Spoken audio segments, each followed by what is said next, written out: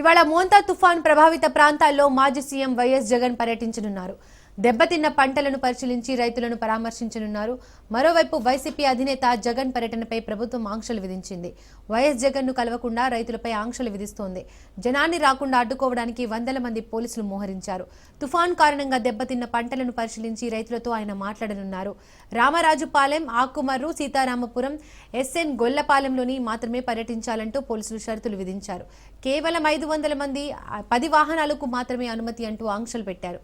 ద్విచక్ర వాహనాలకు ఎలాంటి అనుమతి లేదంటూ ఆంక్షలు విధించిన పోలీసులు వైఎస్ జగన్ పర్యటనకు రావద్దంటూ వైసీపీ నాయకులకు నోటీసులు జారీ చేశారు.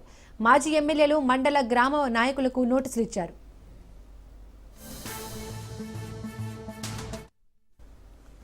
మరింత సమాచారం మా ప్రతినిధి రమేష్ అందిస్తారు. రమేష్, వైఎస్ జగన్ పర్యటనకు సంబంధించి డీటెయిల్స్ ఏంటి? ఆయన స్కెడ్యూల్ ఏ విధంగా ఉంది? ప్రభుత్వం ఎలాంటి ఆంక్షలు విధించింది? దీపిక, మాజీ ముఖ్యమంత్రి జగన్మోహన్ రెడ్డి ఈరోజు మోందా తుఫాన్ కారణంగా నష్టపోయినటువంటి రైతులను పరామర్శించేందుకు కృష్ణా జిల్లా పెడన నియోజకవర్గంలో పర్యటించబోతూ ఉన్నారు. కొద్దిసేపు క్రితమైన తాడేపల్లి నివాసం నుంచి బయలుదేరారు. ప్రస్తుతం విజయవాడ సిటీలో జగన్మోహన్ రెడ్డి పర్యటన కొనసాగుతూ ఉంది. జగన్మోహన్ రెడ్డి పర్యటన నేపథ్యంలో పెద్ద ఎత్తున వైఎస్ఆర్ కాంగ్రెస్ పార్టీ కార్యకర్తలు, నేతలు కూడా జగన్మోహన్ రెడ్డికి భారీగా స్వాగతం పలుకుతూ ఉన్నారు. జగన్మోహన్ రెడ్డి పర్యటనలో పాల్గొనేందుకు పెద్ద ఎత్తున వైసీపీ కార్యకర్తలు, నేతలు కూడా తరలి వస్తూ ఉన్నారు.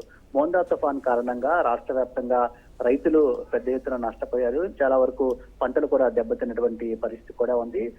అనుకోని విధంగా వచ్చినటువంటి తుఫాను రాష్ట్రంలో భారీగా రైతులకు నష్టం చేసింది. అయితే రైతులను ఆదుకోవడంలో ప్రభుత్వం విఫలమైందంటూ వైసీపీ అధినేత జగన్మోహన్ రెడ్డి చెప్తూ ఉన్నారు. మోందా తుఫాన్ కారణంగా ఎవరైతే రైతులు ఇబ్బందులు పడుతూ ఉన్నారో వారిని ఆదుకోవడంలో కూడా పూర్తిగా ప్రభుత్వం విఫలమైందనేది వైసీపీ నేతలు చెప్తున్నటువంటి వాదన. గతంలో జగన్మోహన్ రెడ్డి అధికారంలో ఉన్నటువంటి సమయంలో రైతులకు ఇన్పుట్ సబ్సిడీ సకాలంలో అందించే అవకాశం ఉండేది. అంతేకాకుండా పంటల బీమా వంటి పథకాలు ఉండేవి. వీటి ద్వారా తుఫాన్లు గాని, వరదలు గాని అనుకోని సందర్భాల్లో వచ్చినా రైతులకు న్యాయం జరిగే పరిస్థితి ఉండేది. కానీ ఇప్పుడు కూటమి ప్రభుత్వం అధికారంలోకి వచ్చిన తర్వాత రైతులకు పంటల బీమా గాని, ఇన్పుట్ సబ్సిడీ వంటివి అందించడం లేదని వైసీపీ ఆరోపిస్తుంది. ఈ కారణంగానే రైతులు తుఫాన్లు, వరదలు వచ్చినప్పుడు నష్టపోతూ ఉన్నారని కూడా వైసీపీ అధినేత జగన్ చెప్తూ ఉన్నారు. సో ఈ రోజు మోందా తుఫాన్ బాధితులు ఎవరైతే రైతులు ఉన్నారో వారిని పరామర్శించడంతో పాటు వారి సమస్యలు ఏంటని అడిగి తెలుసుకోబోతూ ఉన్నారు. మరోవైపు జగన్మోహన్ రెడ్డి పర్యటన సందర్భంగా పోలీసులు అనేక ఆంక్షలు విధిస్తూ ఉన్నారు. గతంలో జగన్మోహన్ రెడ్డి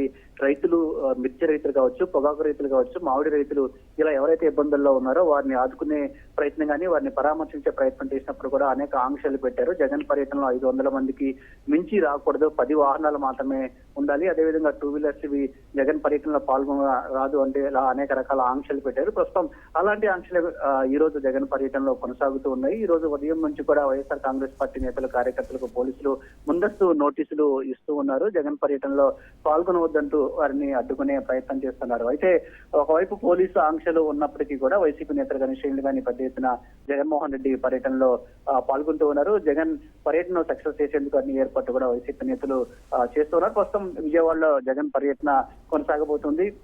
పెనమలూరు సెంటర్ నుంచి ఉయ్యూరు, పామర్రు మీదుగా పెడన నియోజకవర్గం చేరుకుంటారు. పెడన నియోజకవర్గంలో గూడూరులో రైతులు ఎవరైతే వరి రైతులు కావచ్చు, ఇతర పంటలు వేసినటువంటి రైతులు తుఫాన్ కారణంగా నష్టపోయారో వారితో పరామర్శిస్తారు. వారిని అడిగి సమస్యలు కూడా ప్రభుత్వం దృష్టికి తీసుకెళ్లే ప్రయత్నం చేస్తారు. అదే సందర్భంలో ప్రభుత్వం పైన ఒత్తిడి తీసుకొచ్చి రైతులను ఆదుకునే దిశగా కూడా కార్యాచరణ రూపొందించినటువంటి పరిస్థితి కూడా ఉంది.